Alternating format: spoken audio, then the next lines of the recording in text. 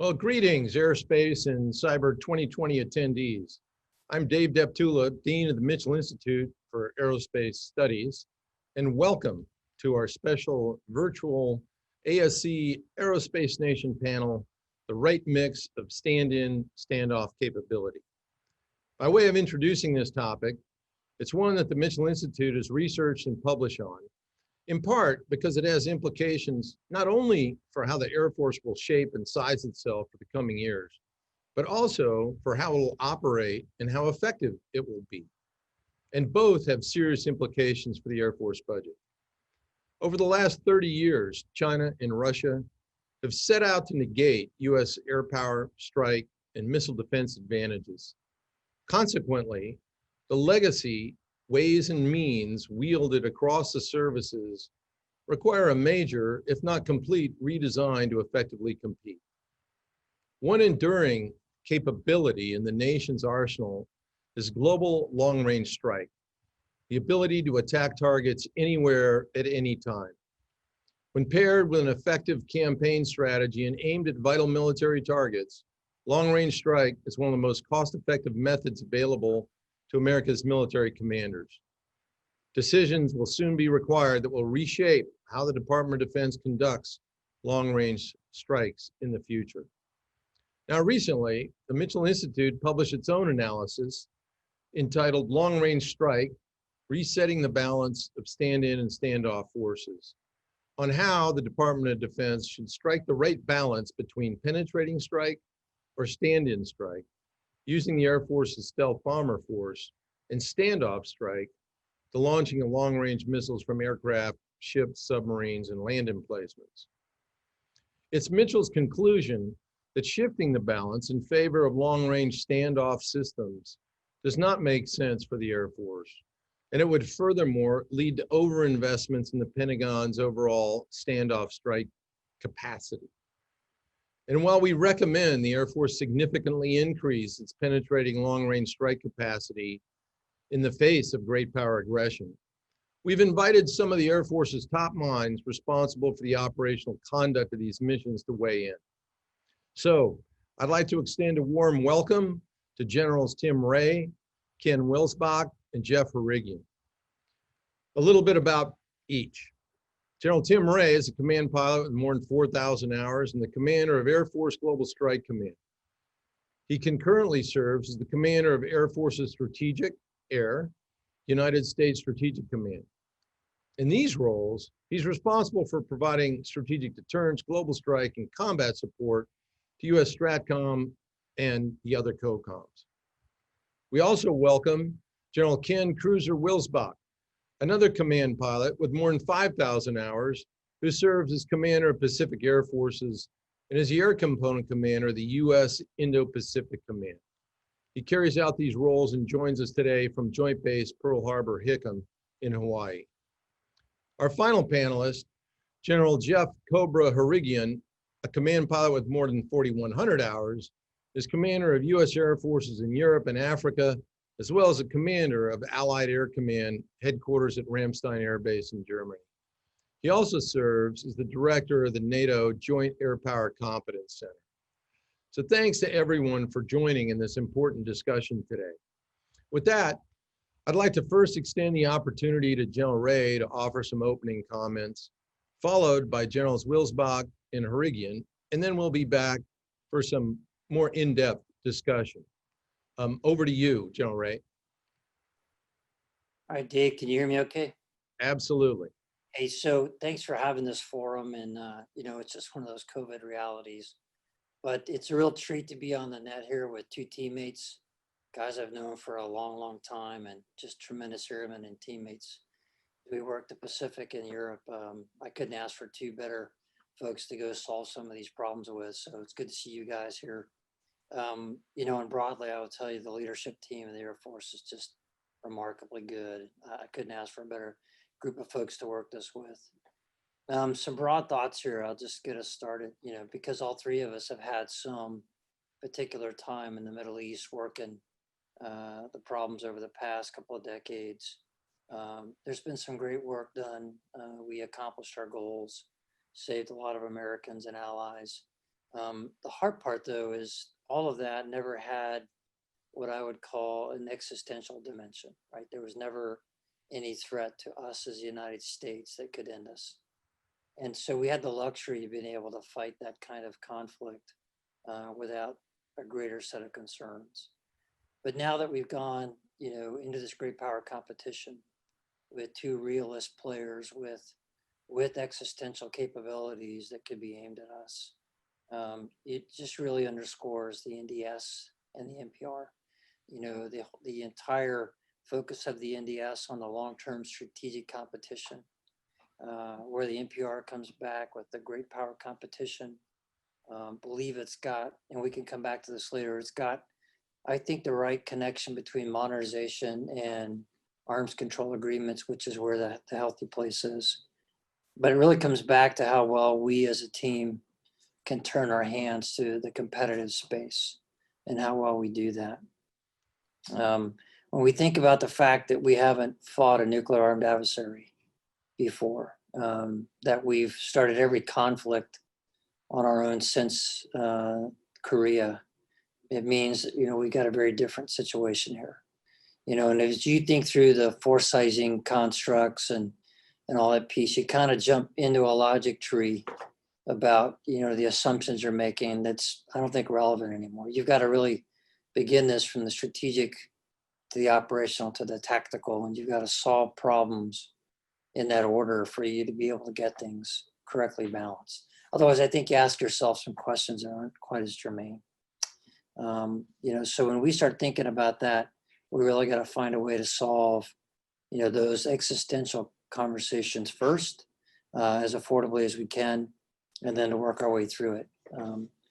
When I think about what the chief just put out with his guidance, it's tremendous. I think he's got a really good shot as to what we're up against.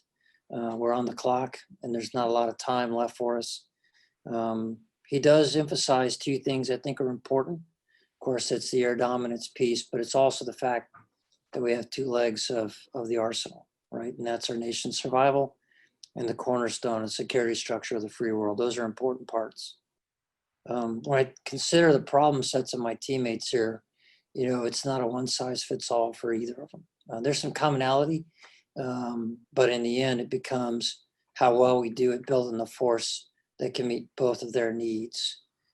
So when you want to start talking standoff or stand in, you had me at both, right? We need both of those kinds of things to be effective. And I think it's how you best create a competitive advantage. I'm a big believer in standoff, but I also believe you can't get it done without the right kind of stand-in. All three of us have worked the partners and allies dimension. We would very quickly agree with you that one of the most strategic things you can do is to be there to look your partners and allies in the eye and to have that united front against who you're up against. But as you start to work yourself through those problems, none of it really works. If you think about the balance between the two, none of it works unless you really get multi-domain competition left of, no kidding, true kinetics. It doesn't work without JADC2 and ABMS. It's got to happen. You got to have resilient kill chains that are going to let you prevail. Can't do it without partners and allies. Agile combat employment, what we're doing with ACE and what we're trying to do with BASE, bomber agile combat employment, dynamic force employment that we're doing with these bomber task forces. You got to have really good modernization that's going to be fast and relevant, right, and affordable and sustainable. And I think one of the most important attributes of the force isn't stand off or stand in, as much as we could say it's a very adaptable force that you could rapidly bring the capabilities and the upgrades and the mods to the force that keeps you relevant across the entire domain. If we can't have those conversations, then we're going to parse things. And of course, that's going to drive us to the right relationships with industry, with science and academia, how we do software, and those other kinds of things. And I think at the end of the day, this really has to be viewed, as Simon Sinek calls it, an infinite game, right? Where we're not all playing by the same rules. There's different equities, different theories of victory. You can't win every week. You got to win over the long haul. And if you're going to do that, you got to have margin in your teams, margin in your resources, margin in your policy, your partners and allies, margin in your technology and how fast you could bring that. I think those are the more important conversations, but absolutely puts, I think, the right focus on how we talk about standoff and stand in. Very good. Thanks very much. General Harrigian. Hey, thanks, sir. And thanks to you and the Mitchell Institute for pulling us together. It's a great opportunity, as General Ray highlighted, to get the team together and talk about some very important decisions our nation, our Air Force are going to have to make going forward. I guess what I would offer up front is, as General Ray has highlighted, really over the course of the last year or two, as we've wrapped our minds around the National Defense Strategy and Great Power Competition, it's become blatantly clear to us over here the importance of our bomber force and the long-range strike capabilities that they bring to us. In fact, recently, the tremendous advantage that they bring in terms of, as General Ray highlighted, the importance of competing every day in the environment that we operate today. It truly lends that assurance value to our partners that in our theater here remain critically important to how we are ultimately going to be able to deter and then defend when required. And as he highlighted, I am fully confident that when required, if I need to pick up the phone, we're going to be able to work together to ensure that happens in a very timely manner, which will be critical to the ability to deliver when we're asked to. Further, I would say that, as we look at our broader mission set and that competitive advantage required to execute the air dominance mission set, the bombers and the role they play in long-range strike are an imperative for us here. And finding that right mix will require, I think General Ray used the word adaptable. I would use the word agile approach to how we're going to deliver that capability over time. And so I would ask that, as we continue these conversations, we keep those in mind, because at the end of the day, this will be about delivering a capability for our joint force in a manner that does allow us to compete and deter, hopefully ensuring that we never have to go to the fight that could be there at the end of the road. So with that, I'll hand it back to you and appreciate the time and opportunity to discuss this. Outstanding. Thanks. Let's turn to the Pacific Theater and hear from General Wilsbach. Well, thanks, General Deptula, and thanks for having me on. And it is a pleasure to be here with General Harrigian and General Ray.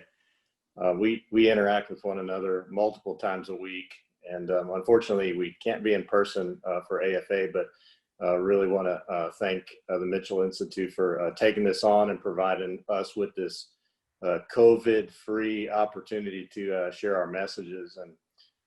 And I'd also like to thank your team. But when we think about this stand-in and stand-out force in the right mix, we really go to the JADC2 Joint All-Domain Command and Control, and we've got to think toward the future of not continuing to do things the same that we have been doing. In other words, a numbers versus numbers, but rather think in terms of capabilities versus capabilities, not just with aircraft and with munitions, but think all kinetic and non-kinetic, and we realize that part of this is the space, just dominating in space, and so we don't have a space U.S. Space Force person in this one.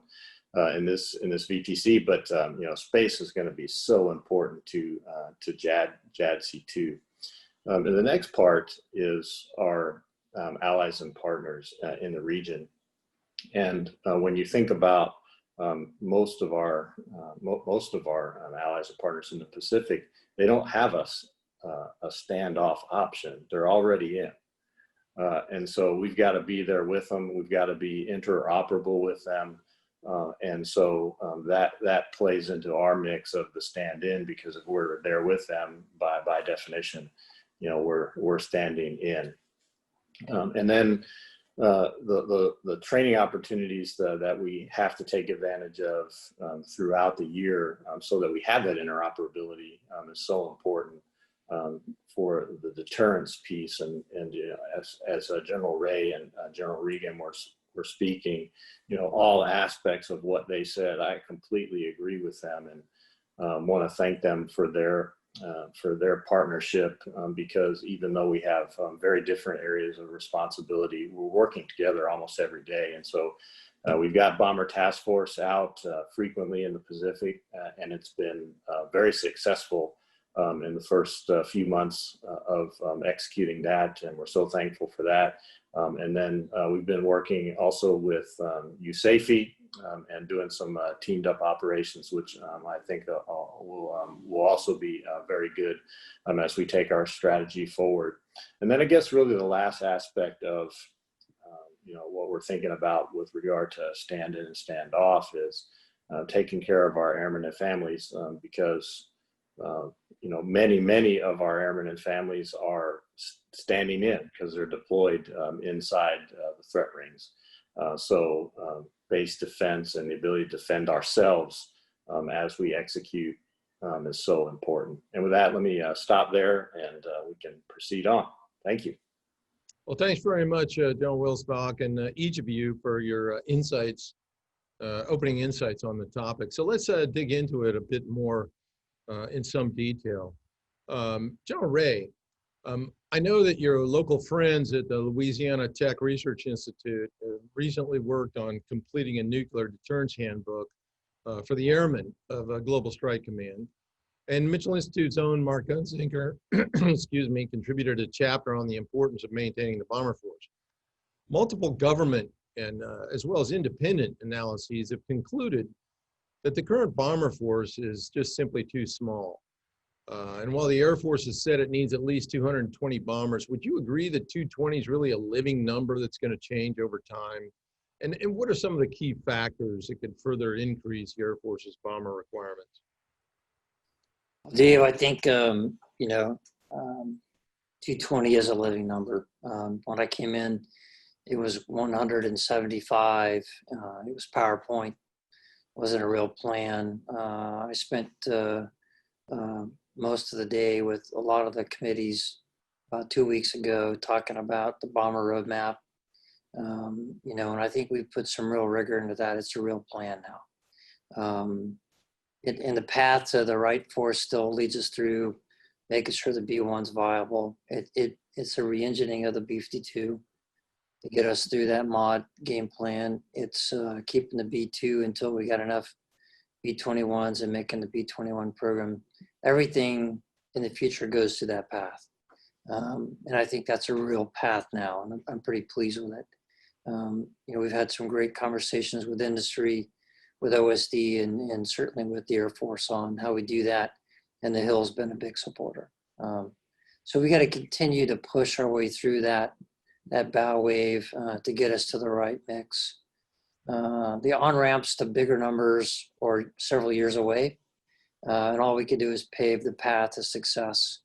I think what we want to be able to do is make sure that, well, a couple things. One, that what we build is affordable and sustainable and more rapidly modifiable. That keeps us in the game. B-21 will feature all those things. Parts of what we're doing with the B-52 will do that. But I do believe the short-term things we need to do, and we're having some success with, got to bring hypersonics on the bombers sooner. Really pushing hard on that. We're pretty eager for the opportunity to put Arrow in the B-1. I think General Wilsbach and Harrigian would like to see that in their theater sooner than later. I think that particularly interesting twist makes things pretty complicated for our would-be adversaries. So you got to find the good roadmap to the future, smart stuff in the short term, set the conditions for success. And then what I would tell you is I think some are still wanting to have the debate about CBP versus BTF, CONUS to CONUS, whatnot. I would tell you what they should take is the three of us plus CENTCOM are having the conversation, not about whether or not we do these, but how we get really good at it, how really good we can be as integrated staffs, how really good we can be at the bed down, the logistics, and how to really quickly turn the presence into really, no kidding, strong combat capability at the drop of a hat for our teammates that are in the AOR. Very good. Thanks for that. I think you hit on some really important points, particularly one being that, there's no, while you can take a snapshot in time, these number requirements evolve as conditions change. And then the idea of tying theaters together, particularly when it comes to bombers, because they are intercontinental capabilities. Let's look back a little bit and ponder where we are today with respect to where we were going back to Desert Storm days. Back then, U.S. commanders had the benefit of nearly unrestricted access to regional bases, few threats to standoff weapons, the ability to operate non-stealth aircraft over much of the battle space, the ability to employ standoff weapons from moderate ranges and relatively static targets. This drove certain assumptions regarding our long-range strike force mix. Generals Wilsbach and Harrigian, how has the return to pure competition altered these assumptions? And what does this portend for long-range strike requirements in your respective AORs? Let's go with General Harrigian first. Thank you. And again, let me kind of capture that first by talking a little bit about the NDS and GPC. And I think what it does is really gives us the appropriate vision and mindset and culture for what it's going to compete and what you highlight now is the new environment that we've been operating in for the last several years. I guess what I would also offer to the crowd is that, as many of us recognize, the adversary also gets a vote. And in our particular AOR, as you look at what the Russians have done over the last 7 years, basically, if you go back to 2013 for us in Europe, that's when we were going through the European infrastructure consolidation. Then Crimea happened, Georgia, you can go to Syria, Libya, look at what they're doing in the high north. And we've had to capture not only the guidance that we received, but also what the adversary has executed here over the last several years, and realize that they were looking to expand their sphere of influence, and we needed to be prepared to compete in a manner that demonstrated our resolve, particularly in our theater here, as we were looking at the different ways in that we were going to assure our partners here in theater. And so for us, and I think General Wilsbach also has a similar view here, is we try to net together the seams that could potentially occur as you look at a stand-in force versus a standoff force. Those are the seams and gaps that we need to pull together. And as you look at the mix and the assumptions that we had made previously, as you look at the mobile targets that are presented to us and the challenges associated with those, you're going to have to find the right mix of capabilities that pull together not only the bomber and the long-range strike force capability, but also those enablers that will facilitate our ability to close the kill chain. And I think as we work through that, and when I say the kill chain, I will highlight that could be both kinetically and non-kinetically. And as we look at those different solutions and dilemmas that we want to provide to the adversary, the goal will be to, in a deliberate fashion, look at it through a mission analysis lens, but also be agile enough to adjust our way of thinking and the capabilities needed in those environments based on what our adversaries do. Very good. Cruiser? Yes, sir. Thanks. I completely agree with General Harrigian. And, one of the things that when we look at our AOR, we study China very closely. And I'm not sure that, a lot of America actually studies China that closely, at least as closely as we do. And what I tell people often is go back and look at what they've been doing. Certainly, in our opinion, they're not for the same objective that we are, which is a free and open Indo-Pacific theater. And so that's the threat as we look at it today. And we're very much in agreement with many of our allies and partners that China is interested in dominating the theater and it not being free and open, but rather being in harmony with the way that China wants things to be done. That is the backdrop and the foundation of our competition here. But getting back to your question, You're exactly right. We had freedom of maneuver, and we had very high situational awareness of the battle space.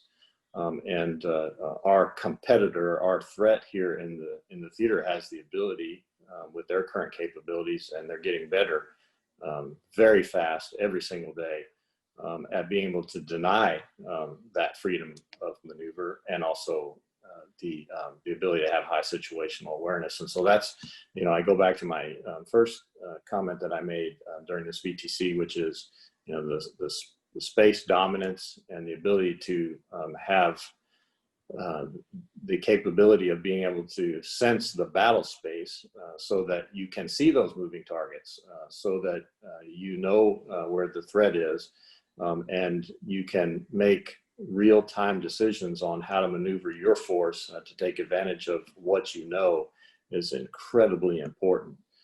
And so as we move forward and we make decisions for our force, the ability to have those things is incredibly important. And General Ray touched on it, but General Brown, our chief, recently put out a paper about accelerating change. And I think that is a fantastic measure that he put into place, almost immediately in his tenure as our chief, because our threat certainly has accelerated their change, and they've gotten very, very good, as have others around the globe. And so as we look forward to what we're going to acquire, we need to make sure that we can sense the battle space, and we can be able to maneuver.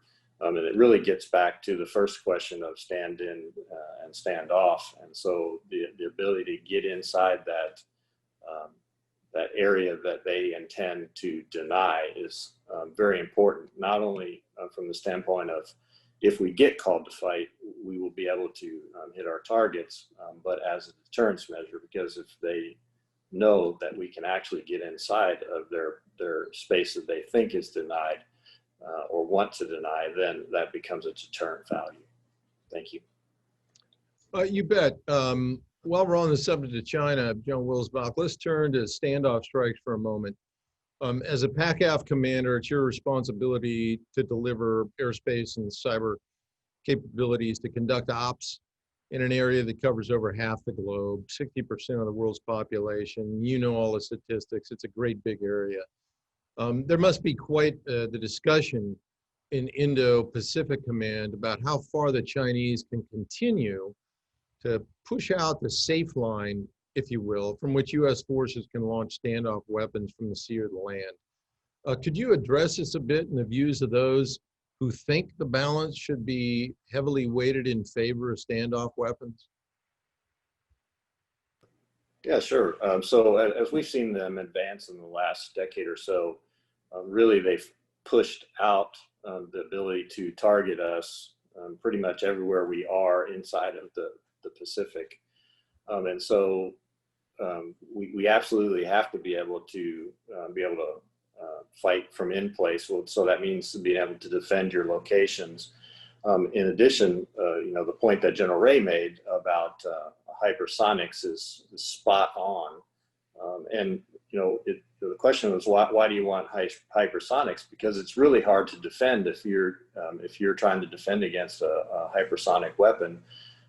And there's a couple of reasons for that, but basically the time is just cut down immensely to be able to react and to get forces in the right place to defend yourself, not to mention just zeroing in on the kill chain. So that it was a great point by General Ray. But in addition, the ACE concept, Agile Combat Employment, also is another aspect that we're trying to employ here in the Pacific, as well in other places like USAFE. But what that does is it makes it hard for the adversary to have situational awareness of where are your forces, where are they going to, where are they coming from, how long are they going to be there, and it really complicates their ability to target you, which they have the capability if they know where you are. And so that ACE concept is extremely important for us to be able to do, not only us, but our allies and partners. And so as we go around the theater, we've been sharing this concept, and it's actually been met with very positive acceptance by many of our allies because they're interested in this same concept. And it's really a shift in the way that we've been thinking, for many years of how we put forces in the field to fight, and large, very static bases. This agile combat employment moves away from that, becomes much more mobile. Over. Very good. Thank you. General Harrigian, you're responsible for the air and missile defense of 30 NATO alliance member nations, in addition to commanding U.S. air power for European Command, an area that generates a significant portion of the world's gross domestic product. And as you well know, is being increasingly threatened by an aggressive Russia. In terms of missile defense in a densely populated area, I think our audience would like to hear your perspectives on the relative benefits of long-range and standoff capabilities. What are the risks of weighing the force too heavily on standoff weapons, especially for Air Force operations? And thanks. As you are very well aware, this is a close one to my heart and my friends here, because clearly our partners want us to have that capability, but they also will freely tell you, and I won't put words in their mouth, that we cannot just be a standoff force. We're going to have to be in here with our partners, demonstrating that we've got skin in the game and that we're going to be here to assure them when the going gets tough. And that's going to start by having that right mix of capabilities that we talked a little bit earlier about. I think as we look at this problem set, as General Wilsbach rightly pointed out, basically we're all under the umbrella, have to operate inside this threat. Arguably, we're a little bit closer, and our friends are a little bit closer, and we're going to be here with them, given the proximity challenges we have of not being able to stand off really at any length, that ultimately the Russians, via whether they be undersea capabilities or space capabilities, that we'd have to be particularly aware of. Having said that, I think as we move forward and look at these standoff capabilities and find the right mix, particularly as they're supported from a JADC2 concept that enable the find and fix of some of the more difficult targets that are now presented to us, leveraging that to allow us to get the door open, and then mixed in with a stand-in force that allows us to sustain the door staying open and deliver that air superiority we need to provide to the joint force, that's a credible force. And that's really what we're looking for here in the longer term. And as General Wilsbach highlighted, when you combine that with our agile combat employment, which, like is occurring in PACAF, our partners here are very much interested in how we leverage that together to have not only capabilities, but I think importantly, a concept of operation that we work together that allows us to, number one, compete. And then as we get into those environments that would drive us to actually have to execute the defense of this particular part of the world, we'd be able to do that because we've trained, we've operated together, and we have the interoperability required to execute that mission set. Very good. General Ray, you and I have chatted a bit about some of the challenges that you face recently, and your work with folks on the Hill and inside the Pentagon, trying to expand insights and perspectives. Now, we know that the other services are investing in new long-range standoff weapons.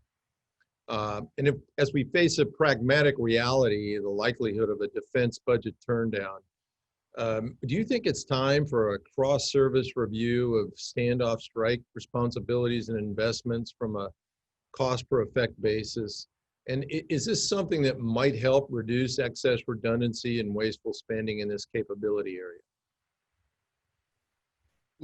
Dave, I'm not quite sure how that would play. I think a lot of that's happening now. What I can tell you is a few things that have really, I guess, worked in our behalf. In COVID, we've shown that with the bomber force, we actually have higher readiness numbers than pre-COVID once we ended CBP. We've been all over the planet in these particular times. We've not needed the access and basing. We're very quick. We think that there's a very significant, real facts on the ground case to be made about what we can do, and the folks I've talked to. I think there's really two dimensions of the roles of mission. One becomes, I go back to the beginning, the nuclear part. I do hear every now and then the roles and missions conversation there. And I think the important part about that is, I think the Department of Defense should pick up those bills because it's the cornerstone of our security structure. I'm comfortable with the caliber of that argument. I'm comfortable that it's having traction. And I can't really talk about why that is, but I'll tell you, I think we're heading in the right direction. And so why would you walk away from success? And if that's the case and the funding goes your direction, then you have a different argument to work your way through, right? I believe we've proven that we can be anywhere we want. I think we can prove very short order that we can even take a stand-in platform and leverage it for standoff. And so your ability to do both of those things, what we can bring with great programs, I think the case is being made every day with the BTFs, the CONUS to CONUS, the programs we're doing, the success we're having in the nuclear part. I think, if you had that conversation, it would be different today than it would have been 2 years ago, because I think of some of the success stories. But in the end, I believe you got to ask yourself, if cruiser needs rapid response to go shoot at targets, I don't think anybody can get there faster with more firepower. If I think about Cobra's situation, he needs some standoff. He's got a lot of good stand-in. I can come help him do that. And we won't talk about the capes of the B2 or the B21, but I believe both of these guys would tell you what they offer to the JADC2 part is going to be important, not just for strike, but for the kill chain. Well, very good. Thanks for that. As we wrap up this session, I'd like to offer each of you a minute or so to make any final thoughts on how the stand-in, stand-off question affects each of your missions and how you view it through strategic, operational, and budgetary lenses. So why don't we start with the cruiser and then Cobra, and then finally T-Ray. All right, thanks. Well, it's been my pleasure to be here on this panel with my good buddies. And like I said earlier, we talk frequently, and I think that the audience will be probably very interested to know that multiple times a week we're interacting with one another because of all the overlap that we have in our responsibilities. And I'd just like to thank both of them here in public for the support that they offer the Pacific, and let them know that we're there for them as well. But as we go forward, this question about stand-in or standoff for us in the Pacific is key to being able to deter and, if called, to win. And that's exactly what we spend every day thinking about in our headquarters, and how to go forward. And so it's been an honor to be a participant in this forum. Thanks very much, General Deptula. Appreciate it. Good to see you. Same here. Cobra. Okay, hey, thanks, sir. And let me just pile on to Cruiser's comments there. As he highlighted, when we think about globally integrated operations and the requirement to work together and synchronize our efforts, there are no two finer individuals that I have an opportunity to work with on a daily basis. And so privileged to be a part of this team. And it truly is part of the relationships that we build at our level that make their way down into the staffs that allow us to truly be agile with a capability that is critically important to frankly all our AORs. And this discussion really drives home the point to me that as we look at the broader mission set of air superiority and the critical role that bombers play from both a standoff perspective in a stand-in perspective, I completely agree that we've got to continue this conversation. And there's no, this isn't going to be a math problem we solve overnight. This is going to take time. It's going to take analysis and a thoughtful discussion about finding the right balance that facilitates our ability to deliver the capabilities that, as Cruiser highlighted, allows us to compete at a level that our adversaries don't want to go there. That's what we want to deliver here. And that's what I think collectively we're driving toward together there as a team. So again, thank you for the opportunity and look forward to this continued discussion. Yes, sir. Final words to you, T-Ray. Yeah, I mean, you could tell here, Dave, that the teamwork is incredible, and all the folks on the net should take that as one of the biggest deliverables, is that there is a lot of great work and alignment in the way we think. And I think we're making some really great progress on the behalf of partners and allies in the department. We've done what we could to play the only allied bomber force that we have, as well as we could based on the conditions. I think we've got the right mindset. We've done some great work to build a better plan for the bombers. But again, I'm just going to go back to, it doesn't matter if we can't get agile combat employment right, JADC2 right, the multi-domain operations, we don't get space right, it's not relevant.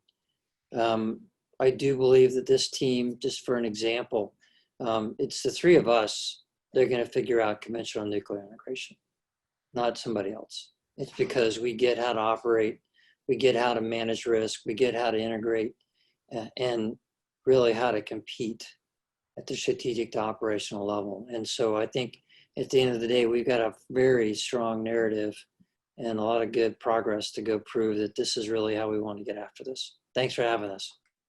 You bet. Well, we've come to the end of this special Aerospace Nation. Gentlemen, it really was an honor to host you today at AFA's virtual Airspace and Cyber Conference.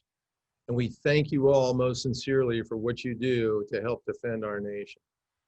And thank you to all of you who tuned in to watch this special Mitchell Institute panel on U.S. Air Force stand-in, standoff capabilities and how to balance that mix. Please be sure to check out AFA's daily report for the latest coverage on virtual ASC. And with that, have a great aerospace power kind of day.